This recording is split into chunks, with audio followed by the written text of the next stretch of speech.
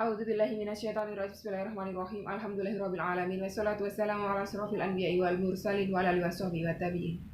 Rabbi shrah li sadri wa yassir li amri wahlul 'uqdatam min lisani yafqahu qawli. Allahumma shalli ala sayyidina Muhammad wa ala ali sayyidina Muhammad. Assalamualaikum warahmatullahi wabarakatuh, sobat pintar semuanya yang dirahmati oleh Allah Subhanahu wa taala dimanapun berada. Saya mendoakan untuk sobat pintarku semuanya semoga sehat walafiat, selalu dalam lindungan Allah, dilimpahi rezeki yang halal, yang berkah, yang thayyib, yang manfaat. Semoga sobat pintarku semuanya saat ini mungkin sedang sakit. Semoga Allah angkat sakitnya, Allah gantikan dengan kesehatan, keselamatan, umur yang panjang dan diberkahi. Semoga untuk sobat pintarku semuanya saat ini masih terlilit amanah-amanah hutang baik riba maupun non riba. Semoga Allah lunaskan segera tanpa harus menggali lubang yang baru, tanpa harus menjual aset, tanpa harus menyentuh kembali riba, tanpa harus kesusahan kepayan, tanpa harus direndahkan, dicaci maki, digunjing, tanpa harus diolok-olok, diintimidasi dan juga ditekan oleh manusia lain. Semoga sobat pintarku semuanya saat ini sedang bersedih hati, Allah angkat kesedihannya, Allah gantikan dengan kebahagiaan. Untuk sobat pintarku semuanya saat ini sedang menghadapi kesulitan-kesulitan hidup, semoga Allah bukakan pintu-pintu kemudahan dan terus bergantung kepada Rabb-Nya Allah Subhanahu wa taala. Dan untuk sobat pintarku semuanya saat ini masih berkutat dalam dosa riba, semoga Allah sentuh hatinya dengan hidayah sehingga mau berhijrah meninggalkan riba. Untuk sobat pintarku semuanya saat ini sedang berhijrah di jalan Allah, semoga Allah istiqomahkan. Buat sobat pintarku semuanya saat ini masih jomblo belum memiliki pasangan hidup, semoga Allah segerakan untuk bertemu dengan jodoh yang terbaik dari sisi Allah Subhanahu wa taala. Dan untuk sobat pintarku semuanya saat ini masih menantikan karunia momongan, semoga Allah segerakan karunia putra-putri yang soleh-soleh. Untuk sobat pintarku semuanya saat ini sedang memiliki hajat besar seperti saya ingin beribadah haji maupun umrah, semoga Allah segerakan kita semuanya untuk sampai ke tanah suci menjalankan ibadah haji maupun umrah. Amin amin ya rabbal alamin.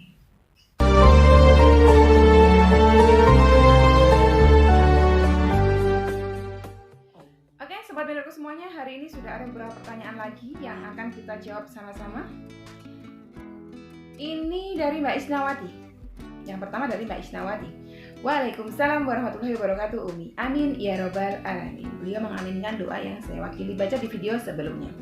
Umi, saya mau tanya, apa boleh mengaji Al-Quran bacanya dalam hati? Hukumnya sah tidak? Terima kasih Umi. Semoga Umi sehat, lancar rezeki yang berkah. Amin ya rabbal alamin. Terima kasih doanya. Oke. Aduh, ini agak panas nih ya.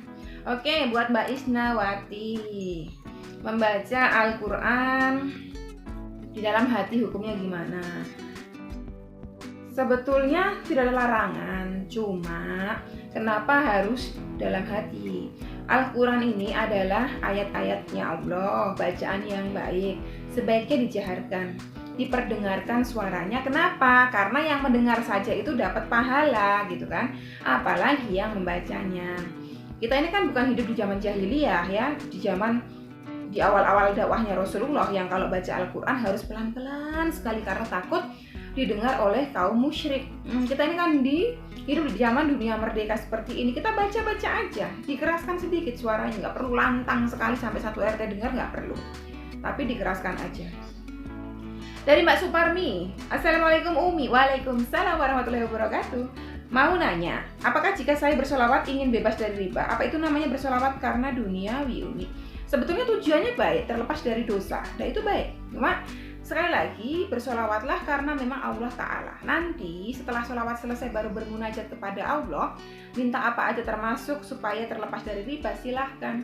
Tapi pada saat solawatnya, niatkan memang saya bersolawat karena Allah Ta'ala perintahkan, karena mengharapkan ridhonya Allah. Kalau ridhonya Allah sudah dapat, insya Allah hajat kita pengen bebas dari riba, Allah ijabah. Tapi jangan cuma berdoa. Nanti berdoa, ya Allah, bebaskan saya dari riba, bebaskan saya dari riba. Nggak taunya ada datang ucuk, Bang Harian, Mbak Suparmi, mau pinjem nggak? Ini bunganya ringan loh, ngambil. Ya gimana caranya? Ya juga harus dihindari. Ribanya juga harus dihindari. Lingkungan-lingkungan yang berbau riba hindari. Jangan lagi kontak-kontakan sama rentenir. Ya. Dari Muhammad Tamam, Assalamualaikum Umi. Waalaikumsalam warahmatullahi wabarakatuh. Tanya, jadi maksudnya kalau sebelum berdoa saya bersolawat sebagai wasilah, ini tujuannya bersolawat kepada Nabi ya, bukan karena hajat saya ingin terkabul. Betul, kita itu bersolawat memang semata-mata Allah perintahkan kita bersolawat kepada Rasulullah gitu. Jadi bersolawatnya karena itu. Nanti setelah itu baru berdoa, bermunajat, mohon kepada Allah apa aja terserah boleh gitu. Oke, selanjutnya dari Teteh Nok. Assalamualaikum Umi. Waalaikumsalam warahmatullahi wabarakatuh. Tapi pertolongan yang datang berbentuk pinjaman yang riba, itu bukan pertolongan, ya. Pertolongan Allah tidak pernah berwujud haram. Dan riba ini haram. Ini bukan pertolongan, tapi ini ujian. Ini ujian buat panjenengan. Panjenengan ngaji terus ya, panjenengan pantau terus channel saya. Saya menggembar-gemborkan riba, jangan tinggalkan riba, jangan sentuh riba, tinggalkan riba, jangan sentuh riba. Panjenengan sudah tahu hukumnya riba apa. Tiba-tiba panjenengan lagi terjepit, kepepet gini karena utang banyak. Datang bank nawari pinjaman riba. Itu bukan pertolongannya Allah, tapi itu ujian dari Allah. Kira-kira panjenengan yang sudah dapat ceramah tentang dosa riba ini akan ambil apa enggak gitu. Kalau panjenengan nggak mau ambil, itu berarti panjenengan hijrahnya istiqomah. Tapi kalau panjenengan ambil, ya udah panjenengan nggak lolos dalam ujiannya Allah kali ini. Gitu. Bisa jadi mungkin Allah akan timpakan murkanya yang lebih dahsyat lagi, ya. Itu janji Allah bahwa azabku sangat pedih ya untuk para pelaku riba ini, gitu. Ya. Jadi ini bukan pertolongan, kecuali tiba-tiba ada datang teman kayak saya dulu, teman pinjamin 25 juta tanpa riba. Nah, itu pertolongan dari Allah. Tapi kalau teman saya misalnya ini ada bunganya, itu bukan pertolongan dari Allah, tapi itu ujian buat panjenengan, gitu ya.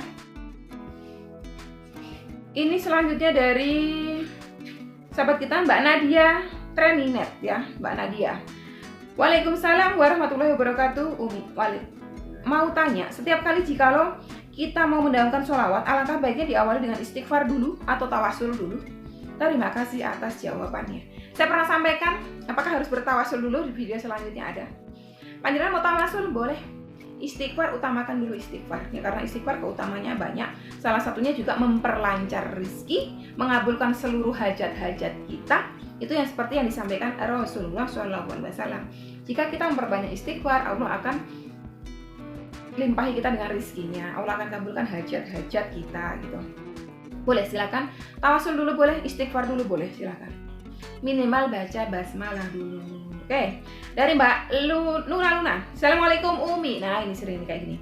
Saya sering diejek mereka, bilang, alah kamu sholawat terus hari-hari tanpa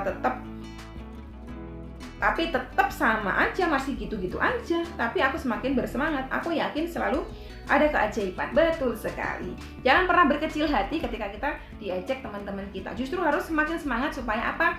Kita tunjukkan kepada beliau-beliau semuanya yang sudah mengejek bahwa Allah Rabb kita akan menolong kita, ya kan? Karena Allah perintahkan kita bersolawat. Dia mengejek, sesungguhnya dia sedang berhadapan dengan hukumnya Allah. Dia sedang menentang hukumnya Allah. Dia sedang menentang perintahnya Allah. Gitu. Jadi abaikan saja. Nah ini yang terakhir dari Mbak Marsanda. Assalamualaikum Umi. Tipsnya untuk selalu bisa yakin akan kuasa Allah dong Umi. Aku selalu saja berubah-ubah. Kadang nge-trigger diri sendiri untuk yakin karena memang harus yakin gitu. Tapi sesekali selalu merasa kayak nggak bisa diubah, nggak bisa. Atau kayaknya mustahil buat diubah. Begitu Umi, kadang aku juga sehari absen buat nggak bacain amalan melembutkan hati. Minta pencerahannya Umi. Nah, oke. Agak berkeringat ini. Oke, ini yang dimaksud beliau adalah urusan asmara. Saya rasa beliau mungkin sedang putus dari mantan beliau, ya kan? Beliau kadang putus asa dari rahmat Allah. Putus asa itu nggak boleh. Putus asa dilarang oleh Allah Subhanahu Wa Taala. Gimana caranya supaya kita tuh semangat terus?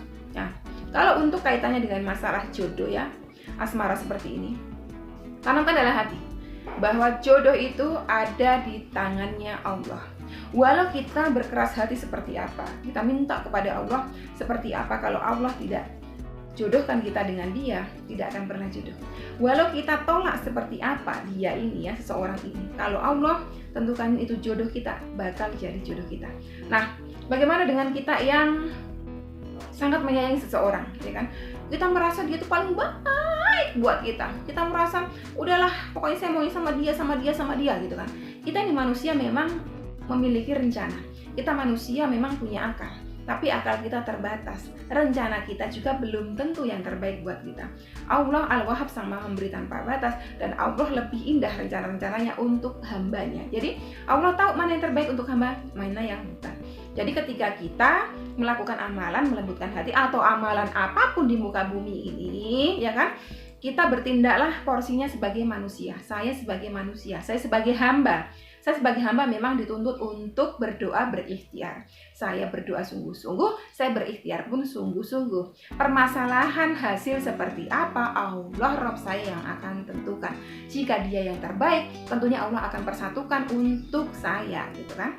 Tapi jika sebaliknya, tentu Allah akan berikan jodoh yang jauh lebih baik untuk saya. Tapi kadang manusia bilang, nggak mau, saya nggak mau yang terbaik untuk saya. Pokoknya saya maunya dia aja, maunya dia aja.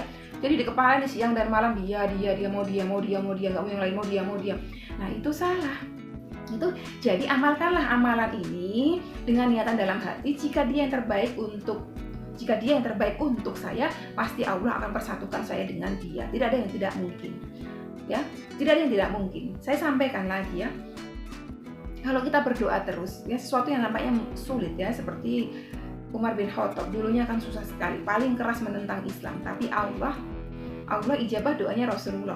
Rasulullah berdoa agar Islam dikuatkan di masa-masa awal dakwahnya dengan salah satu dari dua Umar, ya kan? Salah satunya adalah Umar bin Khattab, ternyata Allah ijabah. Yang tadinya keras hati menentang Islam, yang tadinya orang katakan nggak mungkin, mustahil, tapi Allah berkehendak. Jadi untuk urusan hati monggo amalkan amalan ini, dan untuk urusan hasil pasrahkanlah kepada Allah SWT ya. Jadi untuk menyemangati hati sendiri yaitu tadi, sampaikan dalam hatinya, di pikirannya tanamkan bahwa kalau jodoh pasti ketemu kok. Cuma memang untuk saat ini saya masih terus berdoa, memohon kepada Allah. Karena apa? Karena rahmatnya Allah mendahului takdirnya Allah, dan doa-doa kita bisa mengubah takdir, gitu ya. Oke, sekian dulu. Wassalamualaikum warahmatullahi wabarakatuh.